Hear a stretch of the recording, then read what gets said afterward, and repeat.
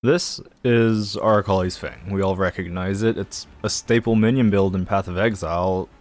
It's been around for like over 2 years, I think. It starts with just a dagger and scales to absurdity with high-end gear such as minion cluster jewels, the Squire, awakened gems, you know, all that kind of stuff. And in my opinion, the build around it has kind of been optimized to the point where I kind of considered it solved. But as Optimus Prime always says, there's more to Arakaali's Fang than meets the eye. Alright, let me explain myself. Everyone thinks Arakaali's Fang is just the spider dagger. Yeah, that's fair. That's really got nothing else going for it. But here's the thing. The spiders that it summons actually gives you a sizable buff to your poison damage and attack speed. More specifically, with all 20 up, you get 300% increased global poison damage and 40% increased global attack speed. To put that into context, 40% attack speed is higher than an Essence of Zeal applied to a two-hander, and 300% is 300%. Alright, so we now have a solid basis for a build. What do we do now? We know Arakaali's Fang is held back by its shitty base stats, so we'll have to somehow compensate for that. We could, say, dual wield another dagger or claw, probably run the Covenant for its added chaos damage to make up for our shitty base damage. I could definitely see that working, but an issue is Arakaali's Fang has a base 1.2 attacks per second, which makes it feel kind of awkward when you have crafted claws hitting easily 2.0 attacks per second. We could also go a spell, but we'd be wasting our massive attack speed buff, not to mention spells generally have pretty good one-hander options already. We'd kind of be comparing to Cold Iron Point, crafted +2 gem with wand with attack speed, and even with that, our damage is surprisingly competitive, just purely off the 300%. But personally, I value cast speed too much to really use it. So what does that mean? We have no base damage, dual wielding kind of feels clunky, spells are outclassed by other weapons. Is that it? Like, is it just the tech isn't there just yet? Not quite.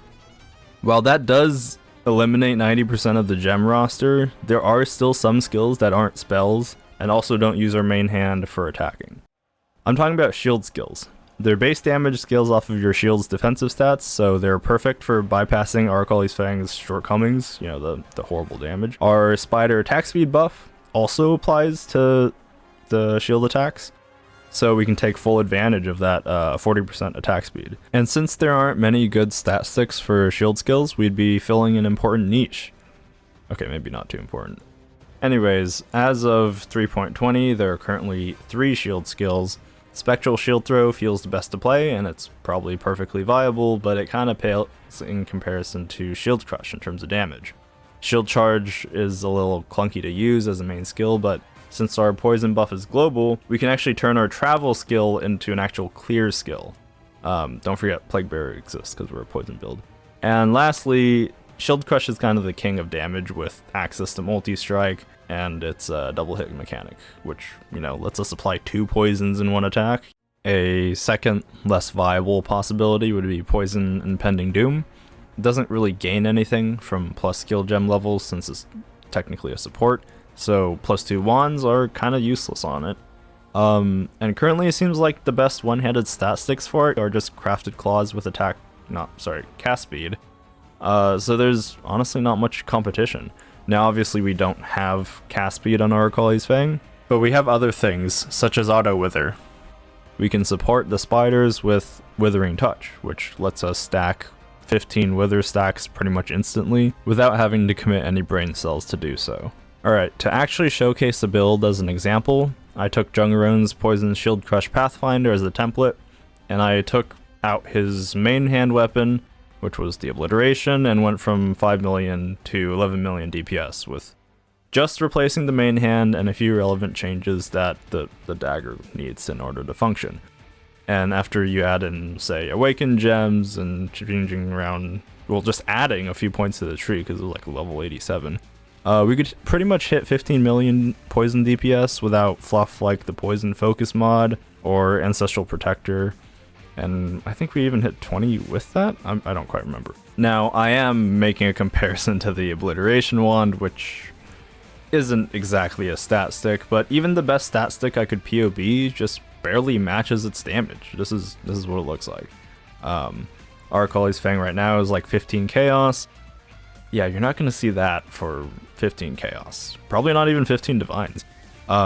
If you want the impending doom comparison, I took Steel Mage's build, replaced his claw, set number of spiders to 20, and I think I got about 20% damage. Now, I was lazy and I didn't really replace anything else in his build, so there's obviously going to be some opportunity costs, but we can talk about what that really entails later.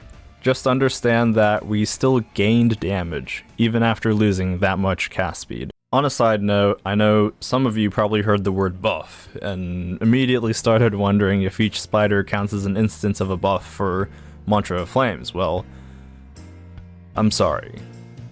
You need to learn how to let go. Stop fixating on what could be, and just be glad you had time with it in the first place. You'll never find closure focusing on your past of happiness, and avoiding the dreary emptiness that is your miserable life after the 3.20 jewel rework. The memories may still live on within you, but the truth is, as of Sanctum League, Mantra of Flames is gone, and you're gonna have to deal with that reality. Unless you're on standard. Anyways, we've talked about the upsides quite a bit, but it's not all sunshine and rainbows. We do need there are some downsides, and we do need to talk about them. There are 3 main issues. One is that Arakaali's Fang can be expensive, especially on League Start.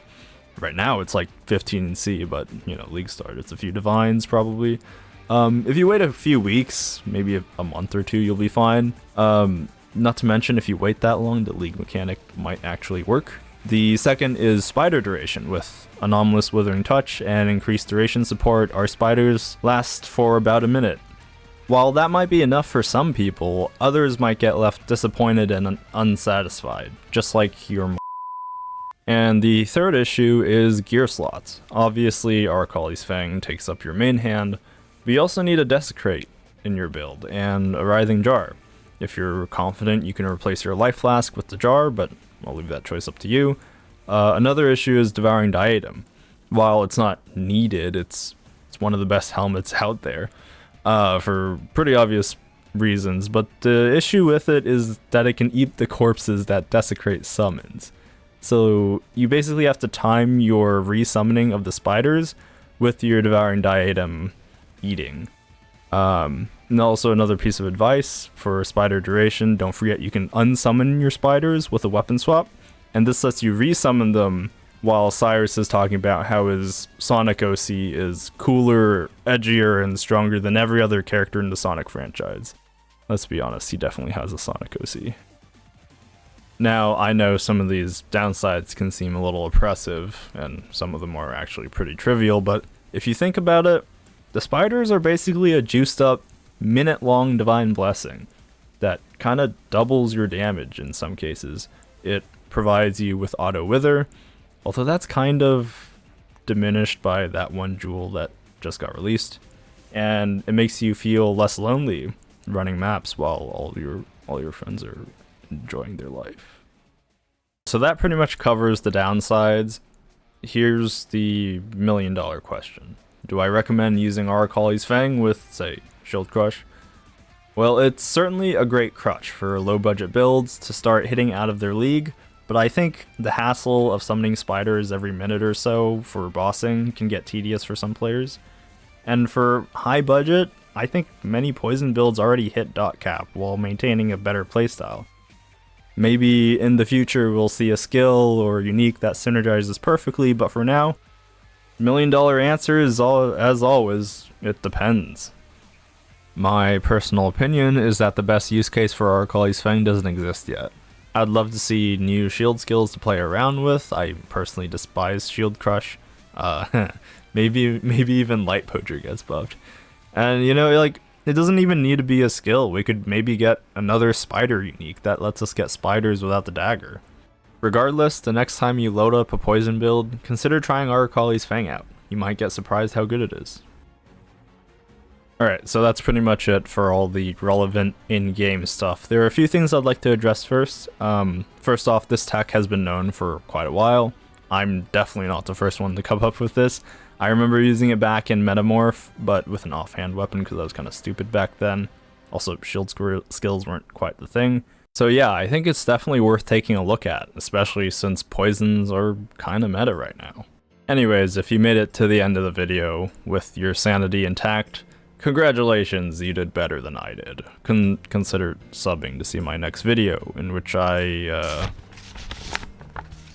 get kidnapped and tortured for making shitty builds? Wait, this isn't even a build guide. Well, anyways, type up a comment if you have any tips on escaping BDSM dungeons, or any thoughts about Arakaali's Fang, preferably build related. And yeah, thanks for watching everyone.